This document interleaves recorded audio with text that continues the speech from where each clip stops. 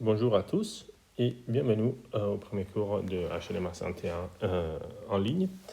Alors, vous savez que ce cours de magistral de HLMA 101 va concerner principalement l'algèbre linéaire et l'analyse. C'est les deux parties principales du cours. Toutefois, on a besoin d'un petit peu de prérequis, un peu des bases de raisonnement mathématique qu'on va étudier et regarder pendant le premier cours. Alors, juste un petit peu d'informations pratiques. Je m'appelle Michele Bolognesi. Ceci est mon mail. Je suis au bâtiment 9, au bureau 220. Alors, on va faire principalement de TD, pour l'instant, des TD en présentiel et des cours en ligne. Si toutefois il y a quelque chose qui ne vous semble pas clair dans les cours, je vais mettre en place un forum sur Moodle où vous pouvez poster vos questions et je vais vous répondre, et de façon que tout le monde peut voir aussi les questions des autres. Et donc si votre question a déjà été posée, pas besoin de la reposer. Donc disons que cette manière de poser les questions est préférable par rapport au mail, qui évidemment est moins public comme échange. Mais bon, si toutefois un jour le forum ne marche pas, vous pourrez aussi utiliser le mail. Voilà. Vous avez aussi on est en série, donc on est assez nombreux, donc il y a plusieurs groupes de TD.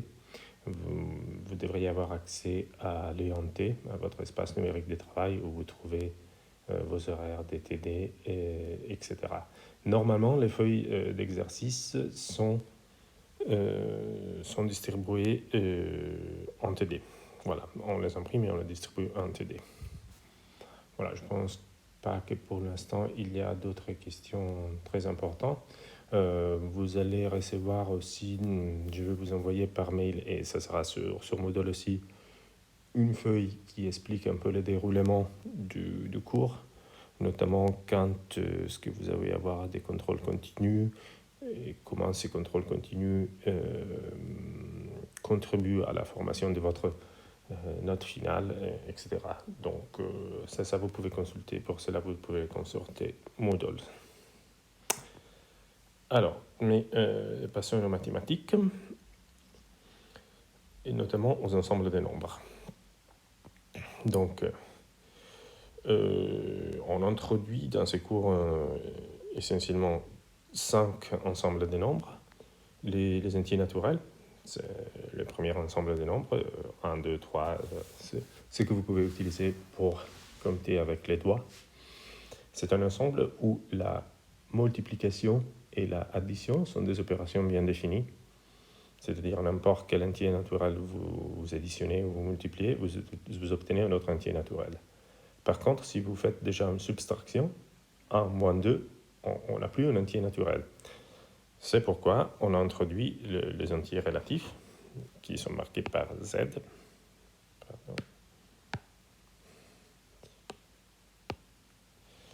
Ok, les naturels par N, qui sont les naturels plus les nombres négatifs. Là aussi, multiplication, addition et subtraction sont bien définis, tout marche bien. La subtraction de deux entiers relatifs est toujours un entier relatif, mais quand on divise, par exemple 2 divisé par 3, ce n'est pas un entier relatif. Okay. Pour bien définir la division, toujours on doit introduire Q, l'ensemble des nombres rationnels, c'est-à-dire grosso modo les fractions. Un nombre rationnel est un nombre qui peut être exprimé comme une fraction. Voilà. Avec AB dans Z. Donc, toute division est possible là-dedans. Et voilà, donc on est dans un ensemble de nombres beaucoup plus large.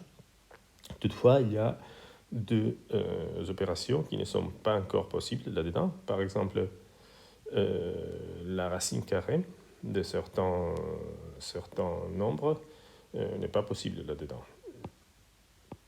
Ici, il y a aussi des nombres comme dans Q, il y a aussi des nombres comme entières. okay, qui est un nombre périodique, c'est-à-dire qu'il peut s'écrire comme un nombre décimal, mais avec un nombre infini de chiffres après la virgule. C'est là les nombres périodiques appartiennent au rationnel. Bon, il y a aussi des nombres périodiques plus élaborés, je ne sais pas, où les nombres de chiffres qui se répètent est plus grand, comme celui-là. Alors, par contre, il y a des nombres décimaux qui ne sont pas périodiques, qui ont un nombre infini de chiffres après la virgule, mais qui ne sont pas périodiques. C'est le cas, par exemple, de la racine de 2. C'est le cas de E, la constante de Neper. C'est aussi le cas de pi. Ces nombres ont un nombre infini de chiffres après la virgule, mais les chiffres ne se répètent pas d'aucune manière. Voilà. Et donc, par exemple, pour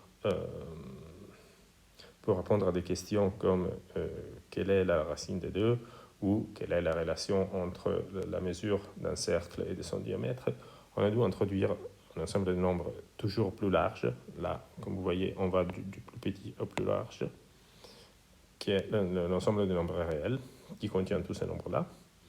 Et en dernier, mais nous n'allons pas vraiment l'utiliser, il y a l'ensemble de nombres complexes. Le nombre complexe contient aussi un nouveau objet qui s'appelle I, qui s'appelle unité imaginaire, qui a la propriété que I au carré est égal à moins 1. C'est-à-dire I est une solution de l'équation x au carré plus 1 égale à 0. Cette équation, comme vous savez, sur les réels n'a pas de solution. Dans les complexes, toutes ces équations, en général, toutes les équations polynomiales ont des solutions, grâce à l'existence de cette unité imaginaire. Alors, dans ces ensembles de nombres, il y a une notion d'ordre. Dans tous ces ensembles de nombres, sauf C, il y a une notion d'ordre. C'est-à-dire, on peut comparer deux nombres et dire entre les deux qui est le plus grand. Alors, la notion d'ordre qu'on utilise, ce n'est pas une notion d'ordre stricte, mais c'est la notion d'ordre que vous connaissez comme plus petit ou égal. Celle-là. Donc, la notion d'ordre est caractérisée par ces trois propriétés, qui sont la propriété... oui, bon, on ne va pas leur donner des noms pour l'instant. X est plus petit ou égal que X, effectivement, comme X est égal à X, X plus petit ou égal à X, c'est vrai. Si X est plus petit ou égal que Y et Y plus petit ou égal que X, alors les deux sont égaux, forcément. Et la propriété transitive, si X est plus petit ou égal que Y et Y plus petit ou égal que Z, alors X est plus petit ou égal que Z. Ok. Bon, c'est des propriétés plutôt élémentaires, mais dans plusieurs applications, elles suffisent finalement. Alors, une petite remarque, le strictement plus petit, l'inégalité stricte, veut dire plus petit ou égal et en même temps inégal. Ok? Bon. Alors, ces propriétés s'appliquent de certaines manières dans les calculs.